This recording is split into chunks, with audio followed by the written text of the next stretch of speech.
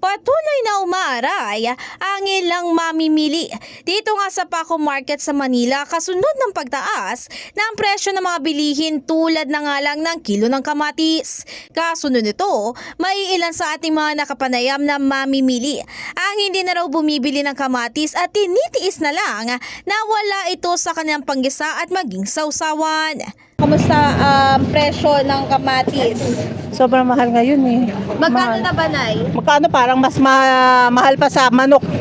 Sa kabilang banda, mayroon namang iilan ang patuloy na bumibili nito bilang naging parte na ito na sangkap nila sa kusina. Kayo na, bumibili pa rin po ba kayo ng kamatis kahit ganun? Oo naman, kasi kailangan eh. Saan yung normally ginagamit?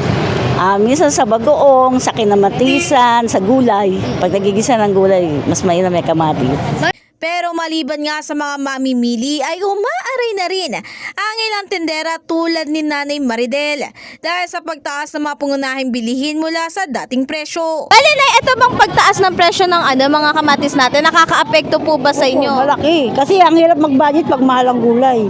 Lalo ngayon ang mahal lahat. Gulay Tagalog, sabay-sabay mahal. Eh, ang puhunan namin konti. Ngayon, mamimili kami mahal. Ang hirap budgetin. Kasunod nito, maliban sa mga mamimili ay umaasa rin ang mga nagtitinda na mapapababa na ng gobyerno ang presyo ng mga ito upang makatulong sa kanilang mga bulsa. In the heart of changing lives, ito si Brigada Ann Cortez ng 105.1 Brigada News FM Manila, the Music News Authority.